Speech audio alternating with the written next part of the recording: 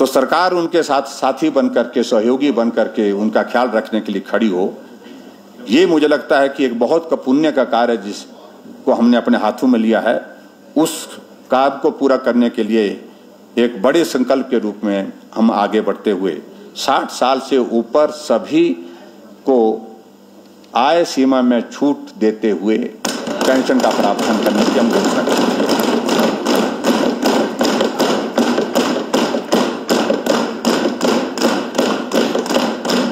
ऐसे सभी वर्ग जो वर्तमान में 850 रुपए प्रति माह की पेंशन पा रहे हैं, अब 1000 रुपए प्रति माह मिलेंगे।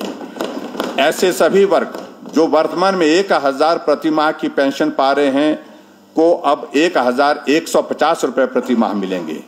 ऐसे सभी वर्ग जो वर्तमान में 1500 रुपए प्रति माह की पेंशन पा रहे हैं को अब 1700 रुपए पेंशन प्रति माह मिलेंगे। अध्यक्ष महोदय, 60 से 65 वर्ष की आयु की महिलाएं बिना किसी आय सीमा के वृद्धावस्था पेंशन का लाभ पाने की पात्र होंगी। 60 से 69 वर्ष की आयु की पुरुष बिना आय सीमा के वृद्धावस्था पेंशन का लाभ लेने के पात्र होंगे। आयुष्मान भारत प्रधानमंत्री जन आरोग्य योजना के पूरक के रूप में हमारी सरकार द्वारा 1 जनवरी 2019 से मुख्यमंत्री हिमाचल हेल्थ केयर योजना हिम केयर आरंभ की गई थी। इस योजना के अंतर्गत अब तक 2,40,000 लाभार्थियों को 218 करोड़ रुपए की लागत से निःशुल्क चिकित्सा सेवाएं प्रदान की गई हैं। मैं घोषणा करता हूं कि हिम केयर कार्ड की नवीनीकरण अवधि 1 साल से बढ़ा करके 3 साल कर दी जाएगी। हिम केयर में नए परिवारों का पंजीकरण जनवरी से मार्च माह में होता है। मैं यह घोषणा करता हूं कि इस योजना में नए परिवारों का पंजीकरण अब पूरा वर्ष होता रहेगा। इसके अतिरिक्त हिम केयर के अंतर्गत, अध्यक्ष महोदय, इसके अतिरिक्त हिम केयर के अंतर्गत प्रदेश की विभिन्न जेलों में बंदियों को भी लाया जाएगा। इस हिम केयर के अंतर्गत जो जेल में जो हमारे सजा याफ्ता लोग हैं उनको भी इसमें शामिल किया जाएगा। अध्यक्ष महोदय, प्रदेश के दूरदराज क्षेत्रों में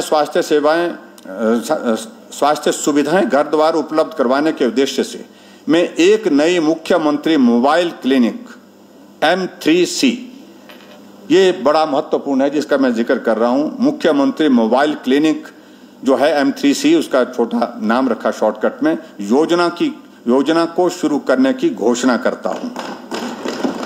इस योजना के अंतर्गत प्रदेश के प्रत्येक विधानसभा क्षेत्र में एक मोबाइल क्लिनिक चलाया जाएगा।